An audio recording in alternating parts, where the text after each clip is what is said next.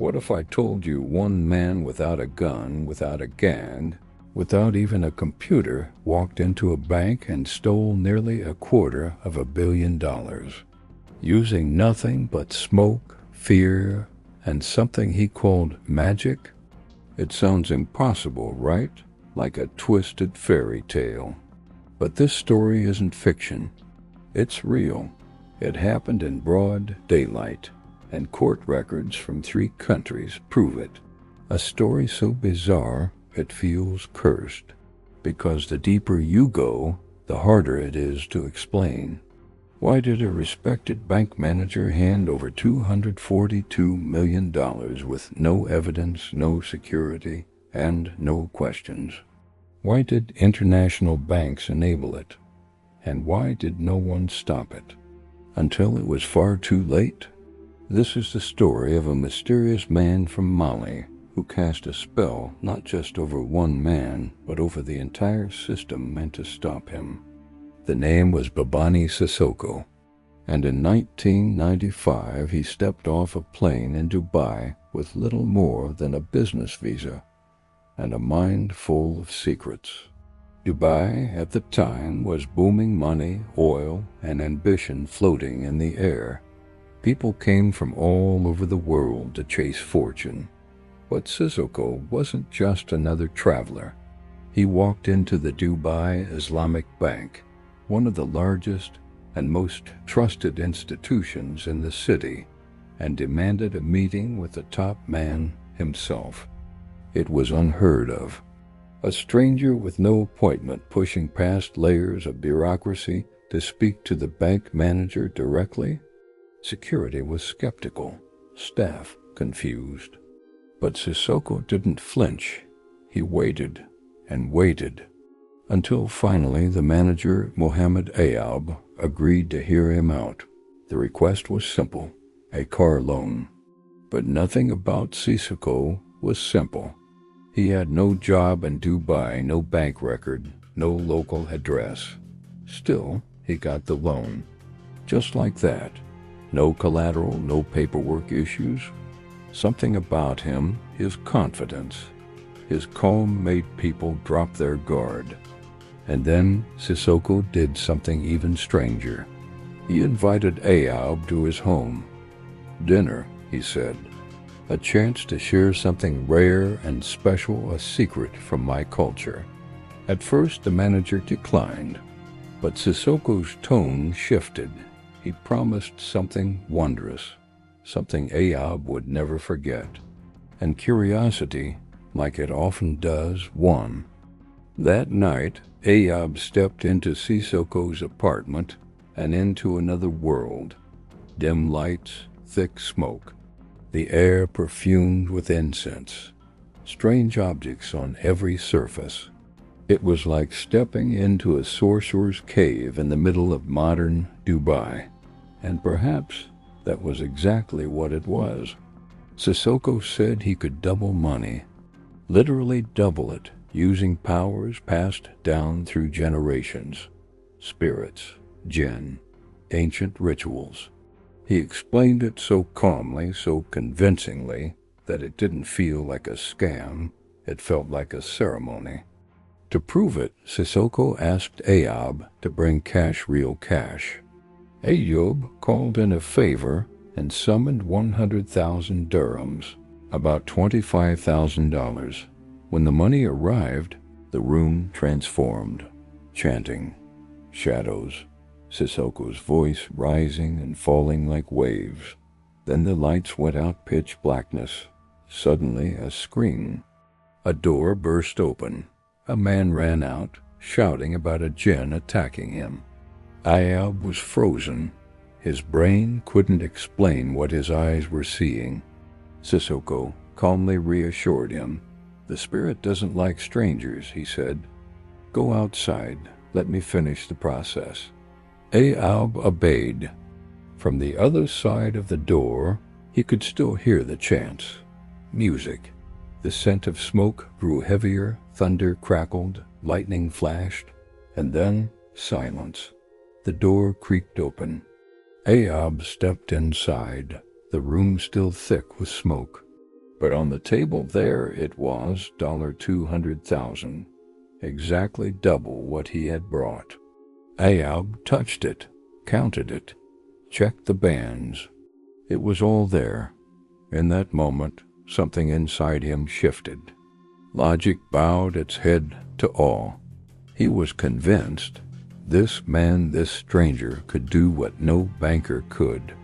But what began as fascination soon spiraled into obsession.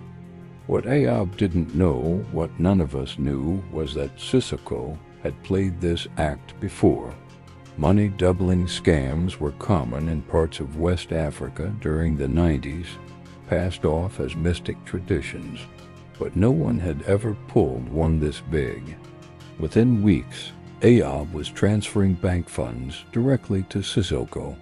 Not thousands, millions. With each transfer, he believed the double was coming, but it never came. Still, he kept sending more. Why? To this day, nobody knows. Was he hypnotized, blackmailed, or just too deep to back out? Between 1995 and 1998, Ayoub initiated a total of 183 international transfers on behalf of Sissoko. Money was routed through Dubai, the US, France, Switzerland. The total reached an unfathomable $242 million. Yes, $242 million gone.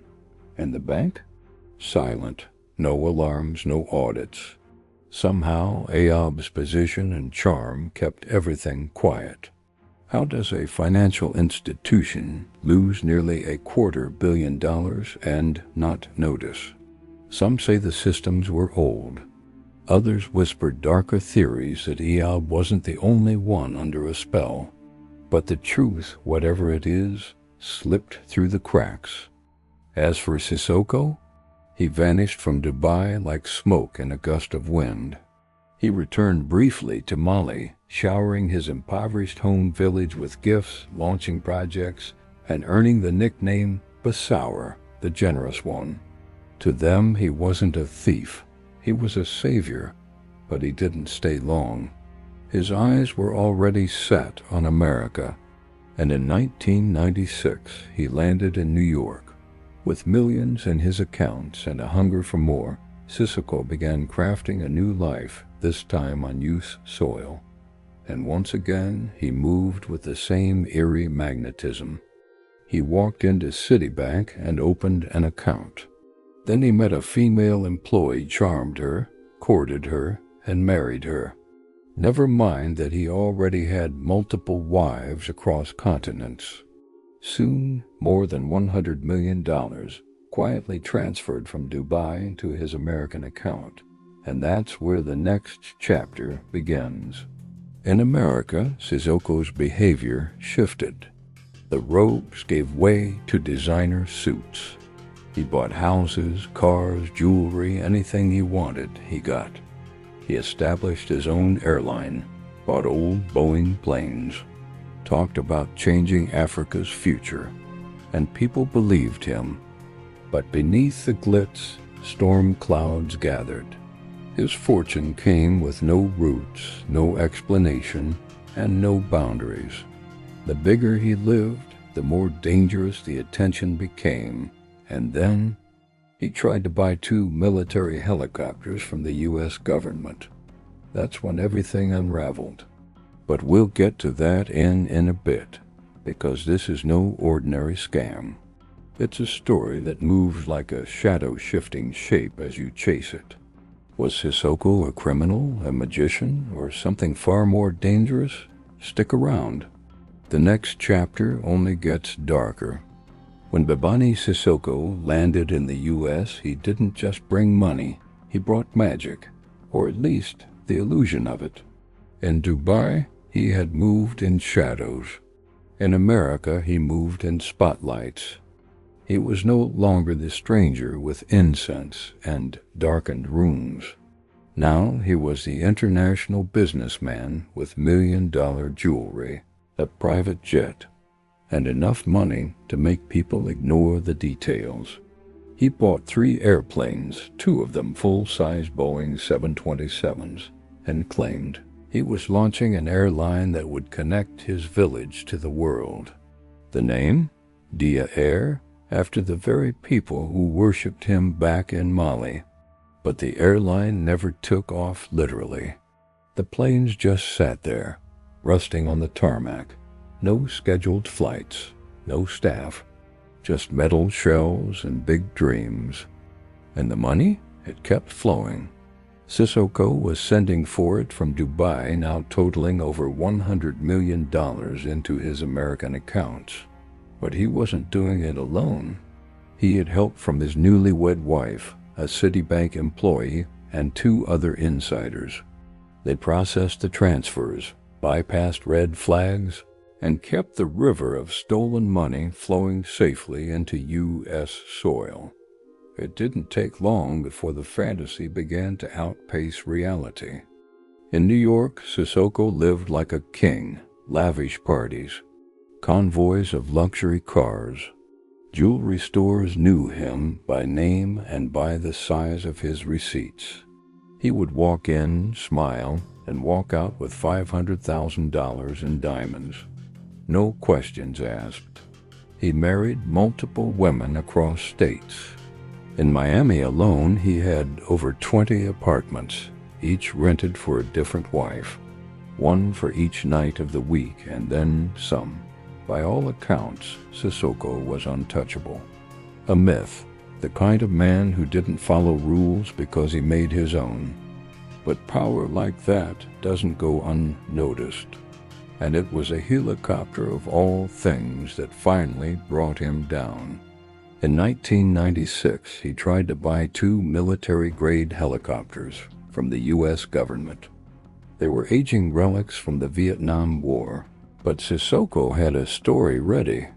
He claimed he wanted to convert them into flying ambulances for Mali air support for the clinics and hospitals he claimed to be building. On paper, it was a noble plan, but behind the scenes, U.S. officials weren't so convinced. They feared something else. What if this mysterious African millionaire was planning to militarize the helicopters, use them for smuggling, or worse, supply them to rebel factions back home? So they stalled, delayed the sale. And that's when Sissoko's people made a fatal mistake. A $30,000 bribe was offered to a government official to push the sale through, not by Sissoko directly, but by his inner circle. It was an amateur move. The official they targeted wasn't corrupt. He reported the bribe immediately. That one moment, just one, broke the illusion. The FBI got involved. The U.S. government launched a full investigation. And when they found the connection back to Sissoko, the target was set. But by then, Sissoko had already left the U.S. He was in Geneva, Switzerland, most likely thinking he was untouchable. Interpol didn't agree. He was arrested, quietly, placed in a high-end prison while awaiting extradition to the United States. Now here's where the story turns bizarre again, almost absurd. His American lawyer, Thomas Spencer, flew to Geneva to meet him. But before he could even speak to his client, the prison director pulled him aside and made a strange request. Please, delay the extradition. Spencer was confused. Why would a Swiss prison want to keep an accused fraudster for longer than required? The answer? Sissoko had been flying in gourmet meals from Paris every night. Yes, the prisoner was feeding the prison staff better than 5-star restaurants, and the director wanted that magic to continue. That's the kind of man Sissoko was, a man who could walk into a foreign prison and make them want to keep him there. Eventually, however, the U.S. got their man. Sissoko was extradited to Miami to stand trial for bribery. But from the moment he landed, the courtroom didn't feel like justice. It felt like theater. His lawyer filed for bail. The government fought back, calling him a flight risk and a potential international criminal. But then something surreal happened. Dozens of diplomats, ambassadors, consuls, respected figures from around the world showed up to court to support him. One after another, they testified to his character, his generosity, his vision for Africa. The judge had never seen anything like it, and though reluctant, he granted bail. At a staggering $20 million, the court assumed it was impossible to pay. Sissoko paid it the next day, and to celebrate, he bought his lawyer 7 luxury cars, each not rented, not borrowed, gifted. The trial hadn't even started yet. For most people, being out on bail is a time of caution. Stay quiet. Keep your head down. But not Sissoko. He doubled down. He bought jewelry in bulk, snapped up more real estate, and expanded his Miami harem of wives and luxury apartments. Some reports said he was spending up to $1 million a month just on gifts. He became something of a folk hero, but he also became a problem. U.S. authorities couldn't pin the Dubai scam on him, not yet. The only charge was bribery, and even then the evidence was thin. His voice was caught on tape, encouraging his men to make the process faster, but not outright commanding illegal action. His lawyers told him to fight it, plead not guilty, drag it out. But then he did the unexpected. He stood up in court and confessed. He admitted to the bribery. The room fell silent. His lawyers were furious. They had a strategy. They had momentum, but Sissoko didn't care. He refused to explain why he confessed. Some believe he was afraid, not of jail, but of the other things prosecutors might find if they kept digging. In the end, the sentence was light: 43 days in prison, a $250,000 fine, a slap on the wrist for a man who had stolen $242 million. He served just half the time before cutting a deal to finish his sentence under house arrest at one of his waterfront properties. In exchange, a $1 million donation to a homeless shelter. Even in punishment, he bought his way out. But as soon as the clock ran out, Sissoko disappeared again back to Mali. And that's when the real nightmare began for Dubai. Because until then, no one had connected the dots. No one at the Dubai Islamic Bank realized how deep the theft ran. Not yet. That changed in 1998. Internal auditors began noticing massive financial inconsistencies. The manager, Mohammed Ayab, was acting strange. When cornered by a colleague, he finally broke down, but he couldn't even say the number out loud. Instead, he wrote it down: 890 million dirhams, the equivalent of $242 million. His colleague was stunned. So stunned, in fact, that he feared for the future of the entire bank. Word spread like wildfire. Clients panicked. Withdrawals surged. The press caught wind and headlines exploded across Dubai. The government had to step in. The central bank took over operations. To prevent a collapse, they injected capital into the bank and reassured the public that all deposits were safe. Still, the damage was catastrophic. An investigation was launched. The manager, Mohammed Ayab, was arrested, along with multiple bank employees. A total of 17 people were charged, including Sissoko, who, by then, was untouchable in Mali. The court found them guilty. But even here, the punishment seemed absurd. 3 years in prison for embezzling almost $250 million. As for Sissoko, he was convicted in absentia. Safe in Mali, out of reach, Interpol issued a red notice. But Mali didn't have an extradition treaty, and Sissoko wasn't just hiding, he was thriving. In 2002, he ran for parliament. He won. With that seat came diplomatic immunity. Now he wasn't just protected by borders, he was protected by politics. But no spell lasts forever.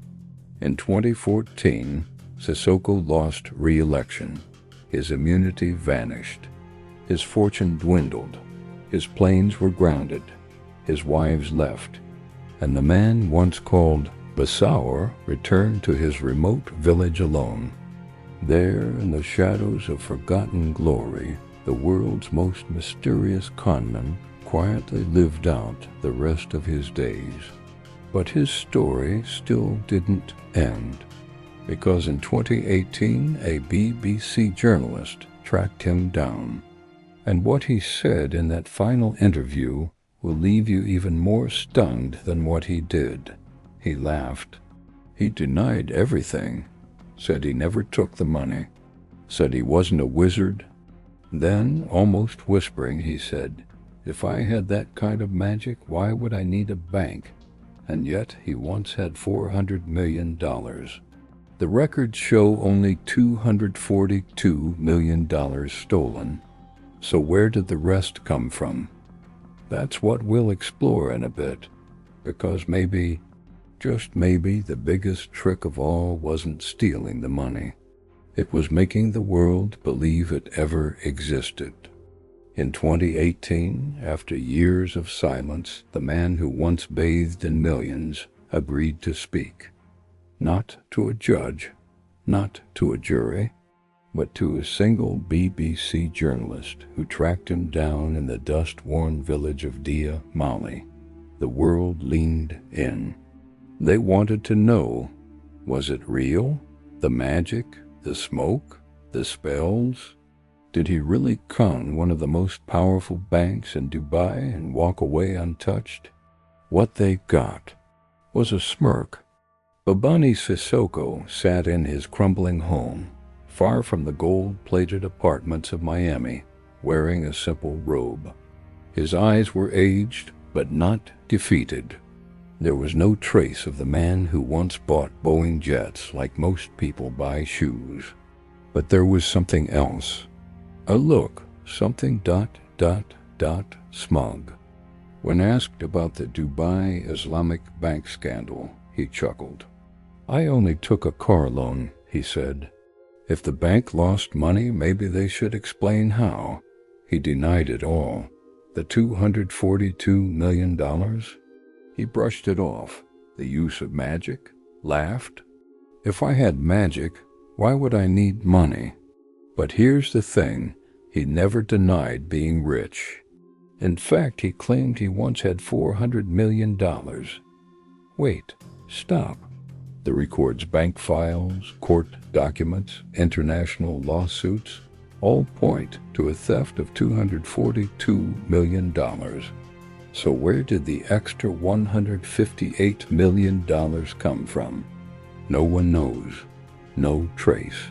No witnesses. No paper trail. Either Babani Sissoko was lying to show off, or the truth was far more terrifying. What if Dubai wasn't his only job? What if the heist everyone thought was the main act was just practice? Think about it.